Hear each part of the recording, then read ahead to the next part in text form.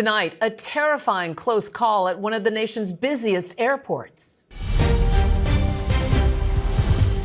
Two planes taking off on parallel runways when the United plane went into the path of the SkyWest plane. The SkyWest pilot veering away, the two planes just seconds from colliding. Tonight, 45 million people on alert. Dangerous and deadly storms from Florida to the Carolinas to the Northeast. A confirmed EF2 tornado with 115-mile-an-hour winds. President Trump says goodbye to Elon Musk, whose time as a special government employee comes to an end. Musk promising the Doge's cost-saving work will continue to grow. The major ruling by the Supreme Court and what it means for 500,000 migrants from 4 countries. A seemingly happy couple suddenly killed, and a clue on social media helped lead authorities to someone closer to the couple than anyone could have imagined. It's a special preview of tonight's 2020. She wasn't answering her phone. A coworker decided to go over to the house and make sure she was okay. When he looked in the garage, both of the Haldersons' cars were there. Tonight, the major news involving Taylor Swift, the superstar emotional after she revealed what she now controls. And this AANHPI month, our inside and rare look at the beautiful ancient tradition in Japan, kabuki theater.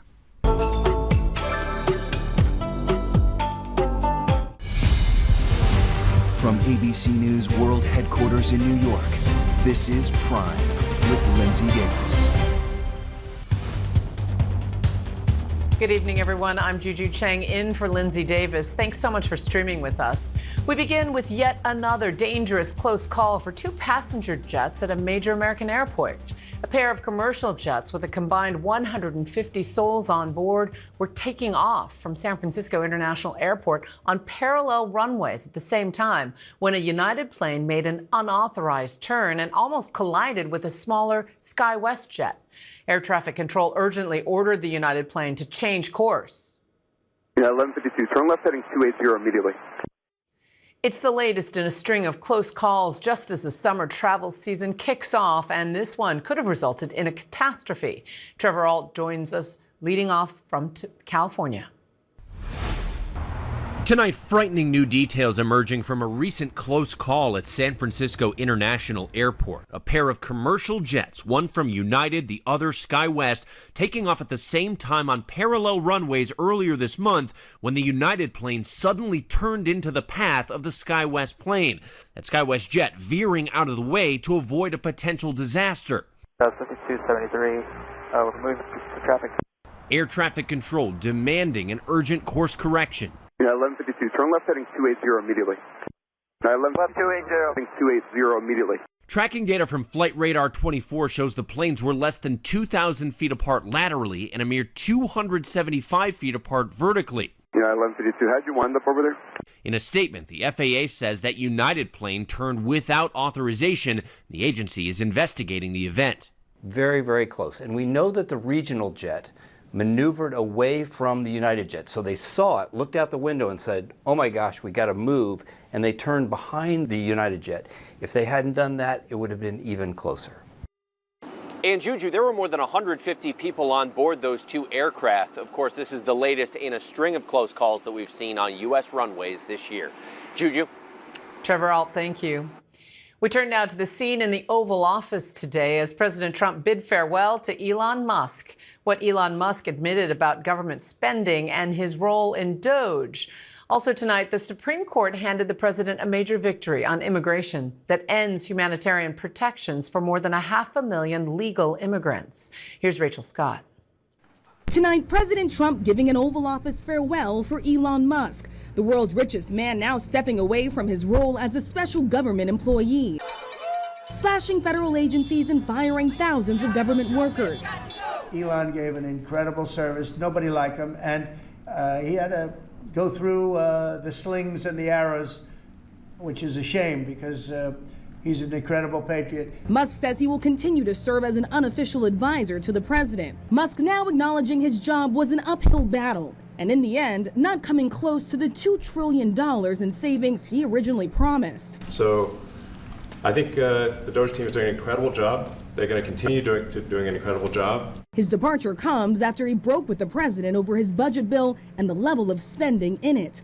Some estimate it could add $3.8 trillion to the deficit over the next 10 years, with cuts to Medicaid and food assistance programs. This is what Musk said about the president's one big beautiful bill. I was disappointed to see the massive spending bill, frankly, which increases the budget deficit, not just decrease it, and undermines the work that the DOGE team is doing. At a town hall in Iowa, Republican Senator Joni Ernst, the latest lawmaker to face outrage over the cuts. She was asked about Medicaid, some in the crowd saying people will die.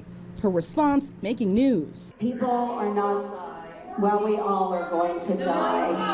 So, for heaven's sakes. On immigration tonight, the Supreme Court giving the president a win. Today ruling the administration can end protections for more than 500,000 immigrants from Cuba, Haiti, Nicaragua, and Venezuela, at least for now. Just today, we had, just a couple of hours ago, we had a great decision from the Supreme Court, thank goodness, that was very important. In a scathing dissent joined by Justice Sonia Sotomayor, Justice Ketanji Brown Jackson warned the devastating consequences of allowing the government to precipitously upend the lives and livelihoods of nearly 500,000 non-citizens. And tonight, after a string of controversial pardons, President Trump was asked whether he would consider a pardon for Sean Diddy Combs, now on trial for sex trafficking and racketeering. I haven't spoken to him in years. He used to really like me a lot, but I think when I ran for politics, that relationship busted up from what I read. I would certainly look at the facts. If I think somebody was mistreated, whether they like me or don't like me, it wouldn't have any impact on me. And Rachel Scott joins us now. Rachel, tell us more about what the president announced there in Pittsburgh. Well, the president was here in Pittsburgh, Pennsylvania, touting this new partnership with U.S. Steel and the Japanese company Nippon that he says is really going to drive up manufacturing jobs here in this critical state. But on the stage just moments ago, the president also announced that he's now going to be doubling tariffs on steel, raising them from 25 to 50%. And Juju, I want to go back to the Oval Office today because there was that moment in the room when Elon Musk was asked about his black eye. He says that he was horsing around with his 5-year-old son when he told him to go ahead and punch him in the face. And so his son did. Juju? That's father-son parenting. Rachel Scott, thank you. Now we want to take a closer look at that Supreme Court decision ending protections for more than 500,000 immigrants granted legal entry under the Biden administration. For that, we're joined by two leaders of the affected communities. Gerline Joseph is executive director and founder of the Haitian Bridge Alliance, and Adelise Farrow is executive director and co-founder of the Venezuelan American Caucus. Thank you both for joining us. Thank you. Thank you for having me. Adelise, what are you hearing from the people directly affected by today's decision? Wow. First of all, thank you so much for the invitation. It is despair. The feeling is beyond anything that we can actually explain. We are talking about desperation. We are talking about the uncertainty that they are living in right now. We are talking about people that are having panic attacks, anxiety attacks, mental breakdowns. We have been spending a couple of hours before this interview trying to find some psychiatrists pro bono to treat some specific people that we were able to have messages in our social media and it is really something that is unfathomable to think about why they are doing this, why they are attacking people that entered the country legally, why destroy everything that has been done the right way. Understood. Now, Gerline, the people who had protection under this program, to be clear, are documented to work legally, and they have family or other sponsors living here. Describe the ripple effect that this is likely going to have on families, on communities, on companies. For having us. And the reality is we have a group of people who have followed every rules that were put in front of them. and they came here, continued to be reunited with their families, with sponsors that applied for them. And what really to address the narrative of people being here and what it means and who they are. And really understanding that what happened today is literally delegalizing the people who are here legally, pulling the rug under them. Their children are afraid to go to school. They are traumatized, they are terrorized, and we are seeing major damage within the community. And the reality is this is not just immigrants, these are also American citizens who sponsored them and welcomed them with dignity and compassion into their communities, into their lives, into their homes. And this is impacting more than the 500,000 people, but it is really impacting the core of many Americans. And Annalise, let me turn back to you. Just a week ago, Secretary of State Marco Rubio met with leaders of the Venezuelan opposition and expressed the administration's support for the struggle to return democracy to Venezuela. How does that message square with this move to deport those seeking refuge from the Maduro regime? It just doesn't. It doesn't. You cannot tell that there's a cruel and criminal dictatorship back in Venezuela, and in the other hand, you are pretending to return as many Venezuelans as possible to the same regime that they have been escaping from. It is absolutely nonsense. Now, Gurleen, just to be clear, Cuba, Venezuela, Haiti, Nicaragua, those are the countries that are affected with the migrants who have this protected status. But what message does this send to those hoping to enter the U.S. legally from all countries? The message is a message of harm and a message of really, we are not going to respect your rights. And in addition to the CHNV, we also are plaintiff on the case for people who fled Ukraine, people who are from Afghanistan, military members who are waiting to be reunited with their relatives.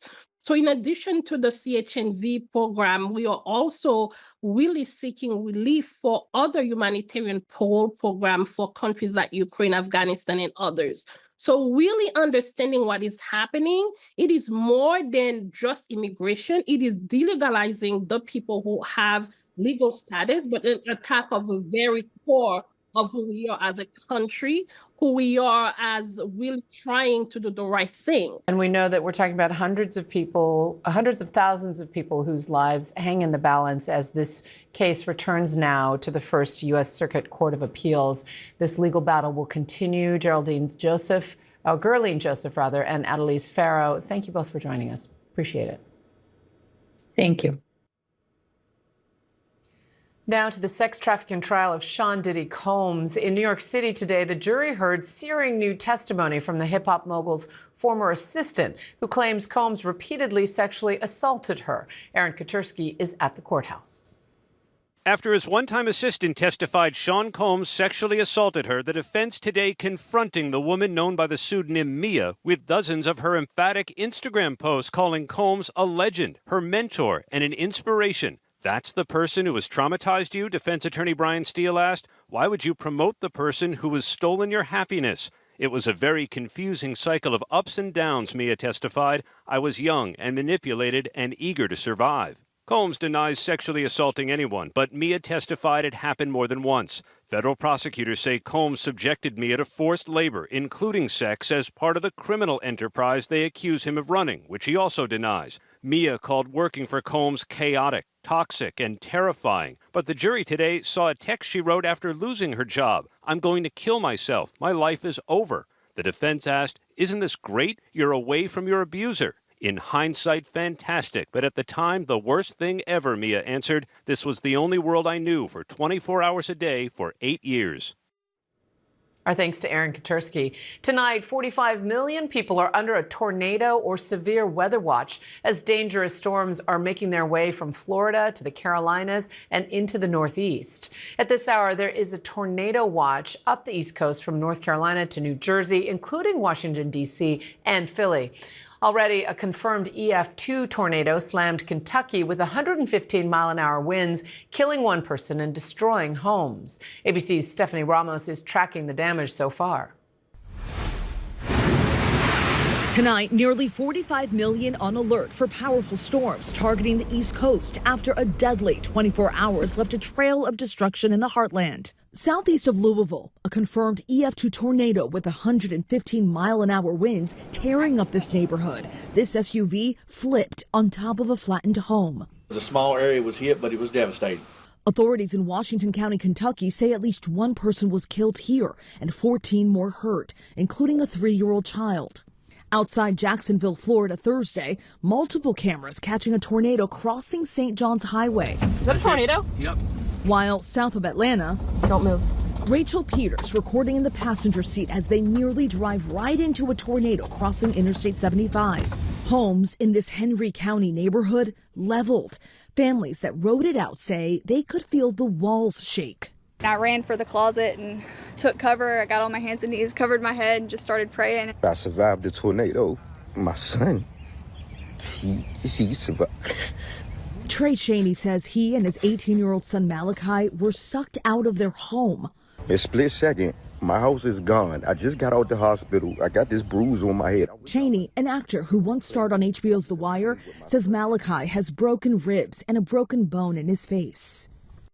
Our thanks to Stephanie Ramos for that report. So now we want to get right to meteorologist Lee Goldberg for a look at where those storms are headed and the flood threat they bring with them. Lee. And you really hit it on the head, Juju, because it's a dual threat. I mean, we have severe threat and we also have the flood threat. So the tornado watch goes all the way from North Carolina. It was extended this afternoon into southern New Jersey. That'll last until midnight. We've had tornado-warned storms in northern Virginia and into the Carolinas. So let's time this through the evening hours. It's really late evening. Things really get going. Philly into New York. So I-95, some torrential downpours with very high rainfall rates, really low visibilities, potential flooding, and maybe some waterways flood as well. By morning, it's in Boston. Then it moves into northern New England. Then it's just showery the rest of the day. Might be one more round of strong gusty storms across southern New Jersey in the afternoon. Second half of the weekend does look drier across the Northeast. Then we move to the Midwest, and now we're getting this northwest flow bringing the wildfire smoke into Green Bay and Chicago tonight, and poor air quality from the Dakotas into Minnesota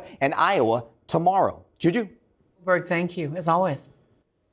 This next story is catching a lot of buzz. A semi-truck hauling 70,000 pounds of live honeybees overturned and unleashed massive swarms in Washington state. The truck hauling 250 million bees lost its load on a rural stretch near the Canadian border. Master beekeepers quickly arrived on scene, though, to assist in resetting the hive boxes. The area will remain shut down for up to 48 hours while experts allow the bees to find their queen and return to their hives on their own.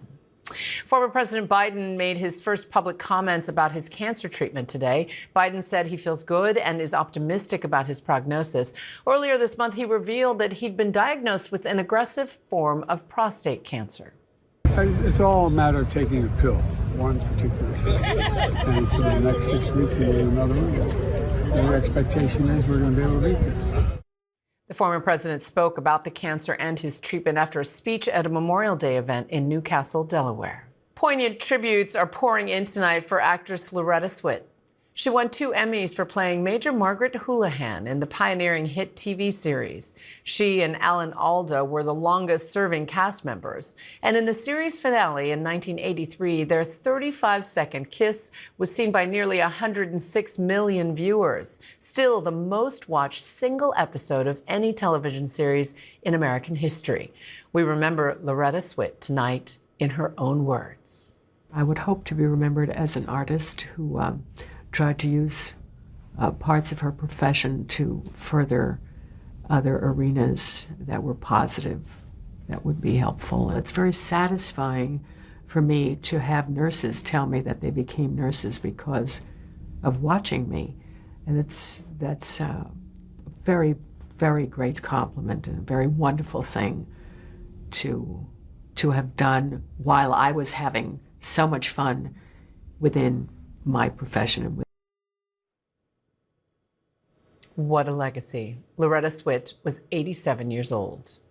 And coming up, Taylor Swift is getting them back, her catalog rights, that is. We have a look at her years-long effort to gain control of her work and what her win could mean for artist and label relationships going forward. But first, it was a 4th of July murder mystery, a Wisconsin couple missing and later found gruesomely murdered. The startling discoveries as investigators tracked down the clues. In 2020's Sneak Peek when we return. A seemingly happy couple was living in Windsor, Wisconsin with a beautiful home and 2 grown sons. But then they suddenly went missing over a 4th of July holiday weekend. Authorities eventually found them murdered and dismembered in various locations. As law enforcement zeroed in on a suspect, a clue on social media helped lead them to someone closer to the couple than anyone could have imagined. Here's a sneak peek at tonight's all-new 2020 Roadmap to Murder from ABC News contributor and ESPN analyst Ryan Smith.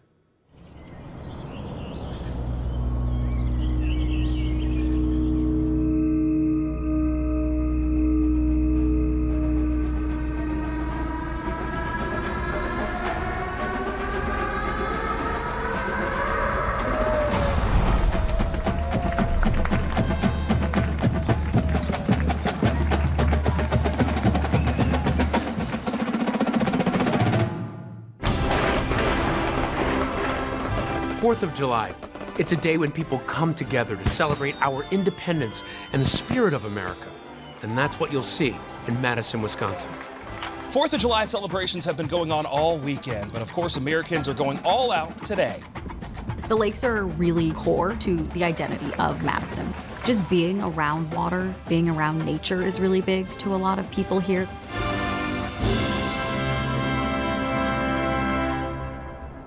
Madison is Wisconsin's gorgeous capital city.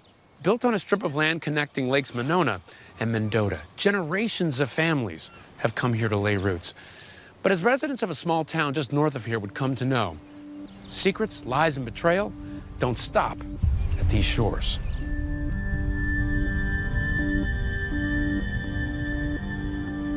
Bart and Krista Halderson lived in a community called Windsor, just north of Madison. Everyone who knew the Haldersons loved them. We used to have a horseshoe league. Bart and Krista were on a horseshoe team. We competed against them 2-3 times a year. And just being neighbors, they were just people that ran into all the time. Absolutely salt of the earth people were Bart and Krista. Their house always looked good. It was well manicured, it was well mowed, it was always taken care of.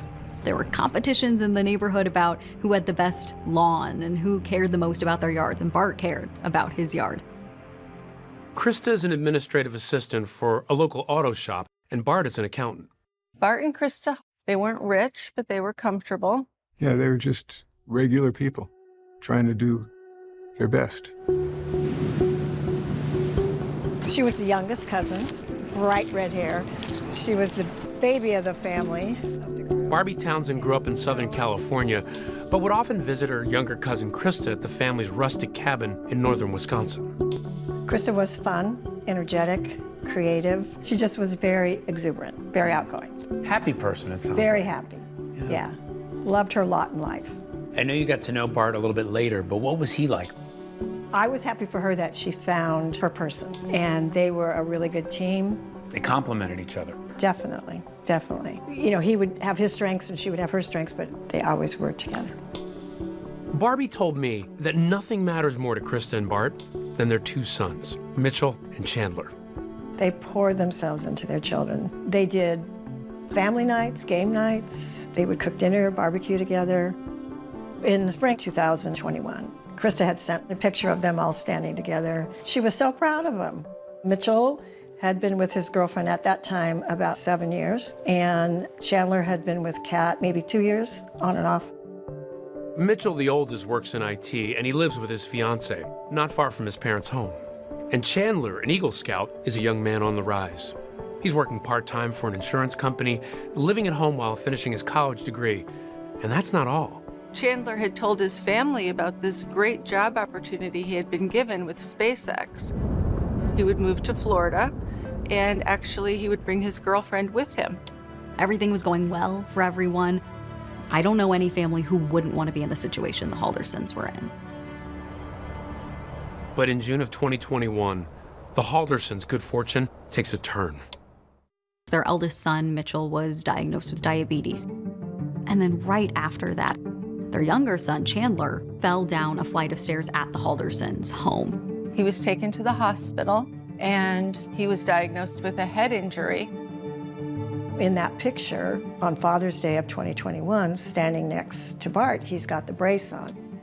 His neck was injured and was going to affect his ability to walk. He might have a colostomy bag. He couldn't fly, so he couldn't go back to Florida for the job. Like his whole life was going to change because he had this fall. I know once he was in that neck brace, his job situation with SpaceX was kind of pushed on the back burner. It seemed like he would not be able to take the job at SpaceX. He wouldn't be able to help around the house. He wasn't even able to walk properly. And after that, Chandler required help. His mother would assist him going up and down stairs, would bring him meals. Although Krista doted on her sons in their time of need, she rarely missed a day of work. So on Friday morning, July 2nd, when she fails to show up at her job, co-workers are concerned. Krista was one of these people who was always at work, and she always let people know what her plans were. It's a Friday right before the 4th of July holiday, but she hadn't asked off. She hadn't told anyone she wasn't going to be there. It was really unusual for her to not show up for work. She'd never done it before. She wasn't answering her phone. A co-worker decided to go over to the house and make sure she was okay. When he looked in the garage, both of the Haldersons' cars were there. The Haldersons aren't here. Their cars are here. Where are the Haldersons? Now, the Haldersons have a family cabin they love to go to on weekends. And initially, there's some speculation that this is where Bart and Krista are. But none of the neighbors saw them leave. As far as we know, no one saw the Haldersons that day.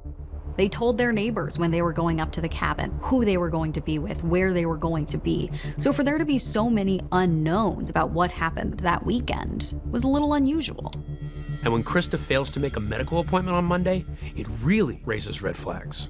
She was recovering from some skin cancer, and so this was an important appointment for her. Is it like her to just miss that appointment or not tell anybody she wasn't going to make it? No, Chris is not the person that would just not show up. Everyone who knows her says she wouldn't have missed that appointment. She was planning to be there, and then she wasn't.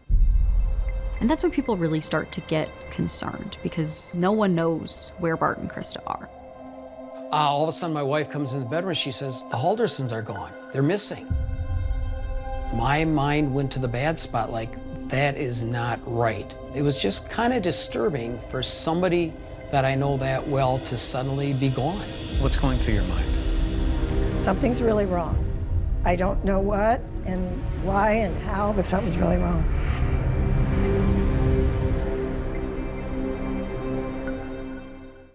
Our thanks to Ryan. And you can watch tonight's 2020 at 9 p.m. Eastern and streaming tomorrow on Hulu. Up next, after a years-long legal battle, Taylor Swift says her greatest dream has come true. The superstar has bought back her entire music catalog. What taking control from record labels means for the entire music industry. And still to come, 2 teenagers were mysteriously found dead in a rural part of Arizona, the campsite now tied to the incident. It's a message Taylor Swift long had for her masters. I'm gonna get you back. And now that the pop superstar has regained control of her catalog after a years-long battle, she can truly say, you belong to me. Tonight, we're taking a look back at that journey by the numbers. The saga began 6 years ago in 2019 when Scooter Braun, a record executive and talent manager, first bought Swift's label, but Big Machine Records, for $300 million. With that purchase came Taylor Swift's first 6 albums, from 2006's self-titled debut to 2017's Reputation. In 2020, the rights to Swift's catalog were then sold to the investment firm Shamrock Capital for $300 million. Those deals had Swift seeing red. She announced plans to re-record those albums, dropping the first re-record, Fearless, Taylor's version, in April 2021. Since then, she has dropped a total of 4 re-recorded albums, And fast forward to today's announcement. Swift now owns all of her original albums, music videos, album art, and more, paying an undisclosed amount for them in a deal with Shamrock. As for the remaining 2 Taylor's version albums, the question remains, is it over now? In a letter on her website, Swift says she has fully re-recorded one of the 2, Debut. Reputation is partially re-recorded. She says the 2 will re-emerge when, quote, the time is right. Now that her masters are fresh out the slammer, could we get news of TS12, a 12th studio album? Well, we don't have access to the manuscript, so only time will tell. Taylor Swift has remained outspoken for years about artist rights, especially the right to own your own work. Her process of re-recording her albums inspired a heightened conversation in the music industry about artist and label relationships and what's really fair. So joining us now to break it all down today is Variety's executive editor of music, Jem Aswad. Jem, you've been following Taylor's battle to control her own art since the very beginning. How do we think we got to this ending with Taylor ultimately buying back all her masters? I mean, to be honest, it seemed kind of inevitable in a lot of ways because she made so much noise about it. And one thing I would like to say about this is that whenever Taylor Swift does something, people are like, oh, she's just doing it for her image. She's just trying to make herself look good. But this has been a boon for most artists, if not all artists, because it has made millions of people aware of the value of owning your own work, because most recording artists don't. And they certainly didn't before 2019, 2020, when this really flared up. And what's happening now is you're seeing more and more and more artists get deals with record labels where if they don't necessarily own their masters, the rights may come back to them after 5 years or 7 years or 12 years or something like that. Whereas before, they would be owned by a record company forever. So that has been a very major change, and she's had a lot to do with it. Yeah, Taylor's been a game changer, and she's already inspired other musicians, other artists to regain control of their catalog, as you say. How do you foresee Taylor buying back her music changing the industry as a whole? I mean, it doesn't really change it. It's put a happy ending on this story. The person who is widely perceived as the villain in all this, Scooter Braun, Justin Bieber and Ariana Grande's former manager, who owned the company that bought her catalog in 2019, he sold it within a year, just a little over a year. And so it went to an investment company called Shamrock, and that's who Taylor bought it from. Now, Shamrock had paid $300 million for it. We hear that she bought it for around 350, 360 million, around there. So it's a nice profit for Shamrock, but it's not abusive, So, I mean, it doesn't really change things. The fact that she has it now doesn't really change things, but the battle certainly did change a lot of things. And yet the re-recordings that she released, one could argue, diminish the value of her previous catalog. Does this change the way artists approach record deals? Well, it has certainly given them another weapon, because she enormously devalued the catalog that she just bought by doing these re-recordings. But now that she owns all of it, she can re-release those recordings and they still belong to her, and people can, A/B them and be like, I like Taylor's version better. No, I like the original better. And this way, because she was very good at making fans aware of which version she was going to benefit from the most. Right. Now it's all her, so, and also it's about control to listen to. Right. It's also about control. She gets to control it. Jem Oswald, thank you so much for your insights, as always. Thank you. And coming up, how a man survived being pinned for hours under a 700-pound boulder. And real women have curves. And now that Tony-nominated story about chasing dreams in an immigrant family is on Broadway. Justina Machado joins us in the studio for a look at the empowering new musical adaptation.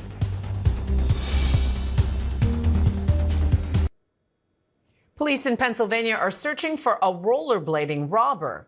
Federal regulators dropped the case against the world's largest cryptocurrency, and how a man was pinned under a 700-pound boulder and survived. These stories and more in tonight's rundown. Officials in Pennsylvania are looking for somebody who robbed a gas station on rollerblades. They were seen on surveillance video rollerblading into the Luke Oil in Abington Township near Scranton, demanding money from the employee behind the counter. Police said the person was armed with a handgun and knife and threatened to shoot the employee. The employee was not hurt. The Securities and Exchange Commission dropped its lawsuit against Binance, the world's largest crypto exchange. The lawsuit, which accused Binance of various crimes, including mishandling customer funds, was one of the last remaining crypto enforcement actions under the SEC. The lawsuit's dismissal came days after Binance started listing USD1, a cryptocurrency launched by a firm that was started by President Trump's family. Officials in Arizona are investigating after 2 teens were found dead in a remote area. The Maricopa County Sheriff's Office said 18-year-old Pandora Jules Rude and a 17-year-old were found between Mesa and Payson, and detectives had started a homicide investigation. ABC affiliate KNXV described the area as a campsite near Mount Ord. A friend of the 17-year-old spoke about their death to KNXV. It doesn't really feel real. I was just in class with him not even a week ago, less than a week ago. NBA star Zion Williamson has been accused of rape and abuse in a new lawsuit. A woman identified as Jane Doe claims she was in a relationship with the New Orleans Pelicans forward from 2018 through 2023 and says that in that time span he raped her and subjected her to sexual, physical, emotional, and financial abuse. In a statement, Williamson's attorneys called the allegations false and said the lawsuit appeared to be an attempt to exploit their client. An Alaska man came away with an incredible tale of survival after he lost his footing in a rock slide and was trapped under a 700-pound boulder. The Seward Fire Department said the 61-year-old man was found on his stomach in the creek with the boulder pinning him down and his spouse holding his head out of the water. Rescue crews used airbags, ropes, and brute force to lift the boulder off the man. He was eventually hoisted out of the canyon and taken to a hospital and is expected to make a full recovery. The 100th Scripps National Spelling Bee ended with some drama. Faizan Zaki, last year's runner-up, was in the final 3 and in position to clinch the win before getting tripped up. Kamalina. Okay, wait. Let me think. All the information? This allowed the other 2 finalists to come back, but they would be eliminated again, giving Faizan another chance, which he would not miss. That is correct.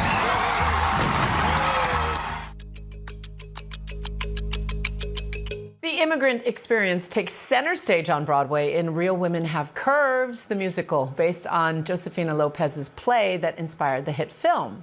The joyful and uplifting musical tells the story of Ana Garcia, a young woman with dreams of flying away from her family's East LA sewing factory as she juggles her own ambitions, her mother Carmen's expectations, and a community of women all trying to make it work against all odds. Let's take a look. I checked the calendar. I'm eating for 2. I'm pregnant. Well,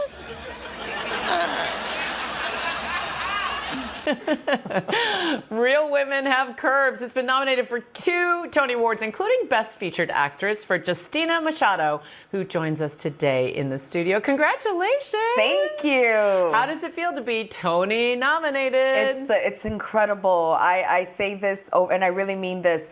The theater is the Olympics of acting. So to be recognized for something like this is truly so great. And honestly, a nomination is a podium, girl. You yes, take it. I'm taking it, girl.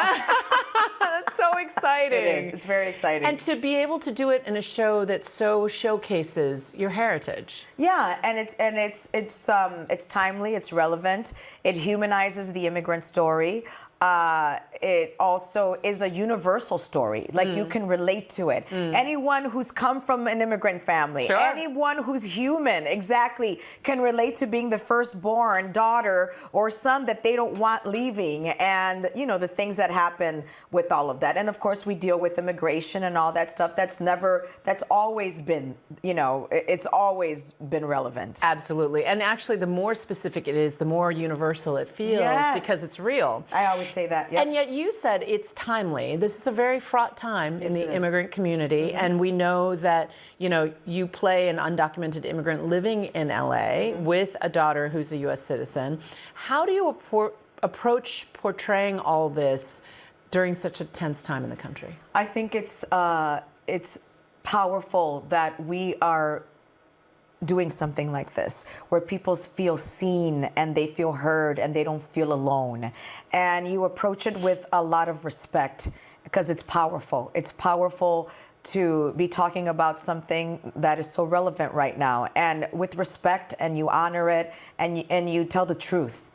Yeah, absolutely. You played Anna in 1993. Yeah, hello.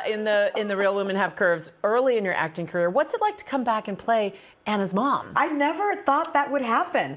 I mean, when I took that job, it was at Victory Gardens Theater in Chicago. I remember Josefina Lopez came to my dressing room. I was doing another play, and she said, would you play me in this play? It's going to have a world premiere. And I was like, yeah, sure. I was Amazing. like 19, 20 years old. I said, let's do it. I never, ever saw myself playing the role of Carmen. So this is a surprise to me, too. And what's it like being able to portray all of these experiences that aren't necessarily portrayed on a Broadway stage? Oh, it's exhilarating, it's magical, and it's about time.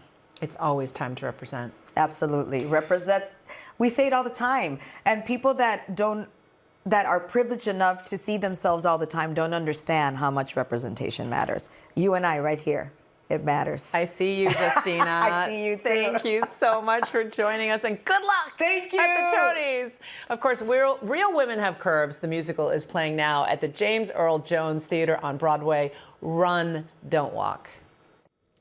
And speaking of representation, finally tonight, as AAPI month comes to a close, we look at how an ancient tradition in Japan is being passed down from generation to generation. We're talking about kabuki theater, and we traveled to Kabuki-za with a Broadway star of Aladdin who cherished the rare glimpse that we got behind the scenes of the legendary theater in Tokyo. That's Iago's signature evil laugh. Don Darrell Rivera, who plays the beloved evil sidekick in Broadway's Aladdin, traveled to Tokyo to take a look at a city that mixes ancient tradition with modernity. First, he got a rare glimpse inside one of Japan's most prestigious theaters, the world-renowned Kabuki-za. Kabuki is a 400-year-old art form synonymous with Japanese tradition and pageantry. Dramatic makeup is key to the wonder of Kabuki. Don Darrell met up with one of Kabuki's biggest headliners, Matsuya Inoue, as he prepared to get into character. The first step is putting this cap on. As you see this is the base for my wig, and then I put on my base makeup. Kabuki actors usually do their own makeup. It's considered an important part of the process of connecting with the character. We change our makeup according to a role. So if you're playing a man or a woman or a good guy or a bad guy, the makeup changes. Along with the elaborate costume, the results are striking. Thank you so much for having us. One of Kabuki's hottest young stars is 33-year-old Ukan Inoue. What is the lasting appeal for your audiences now with Kabuki theater? Personally, I think it is part of Japanese people's DNA that really resonates when they witness Kabuki, that transcends language, that there's been this change over centuries. On Broadway, when I'm performing, there's an electricity in the room. Would you find that is also similar in Kabuki theater? That electricity is why I'm still a Kabuki performer. So if aliens were looking down from space, I think both of us would be just seen as bright, shining lights from up in space. Oh, that's so cool. These intricate costumes are handmade. I didn't know this was happening. Yes. Wow. Unbelievable. Even look at the detail, how it shimmers in the light. Ukan is a sixth-generation Kabuki actor. Kabuki often runs in the family, with performers inheriting the stage name of a notable family member. These name successions are marked by elaborate ceremony known as shumei. During May and June, we're having very special kabuki performances lined up. It's Onoe Ki Kugoro, 8th generation Shumei ceremony performance. So we're going to have a lineup of very legendary actors coming to perform these 2 months. Ukon is also the voice of Mufasa in the Japanese version of the Disney film The Lion King. So I would say that Broadway, musical theater, is an American art form. But do you believe that there are lots of influences from kabuki theater to the Broadway musical? I think kabuki and musicals have always inspired each other because we both use music and performance as a way to sort of expand our expressions. From centuries-old kabuki to today's culture of cool, Tokyo is known for being one of the global capitals of fashion. And one of its signature styles is kawaii, or cute. So I'm gonna get this. Don Darrell popped into 6% Doki Doki in the trendy Harajuku district. Can you explain what kawaii means in Japanese? It's about bringing out your inner spark, whatever that makes you beautiful as a person. That's awesome. So it's totally up for interpretation what you believe as kawaii. So if you had 100 people, you'd have 100 types of kawaii, and it's all about respecting each other's kawaii style as well. How much joy and happiness do you find in dressing up in kawaii? Kawaii, for me, it's like this magic word that brings people together from all walks of life, across culture and language, and I get to meet so many people from all over the world through this concept that we share called kawaii. Can you make me kawaii cool? Yes. Good. It's time to go kawaii! Sugoi! Let's do this.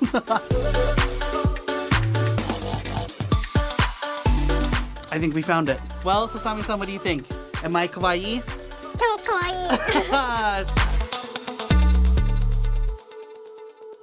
Nailed it! And that's it for our show for this hour. I'm Juju Chang. Stay tuned to ABC News Live for more context and analysis of the day's top stories. Thanks for streaming with us.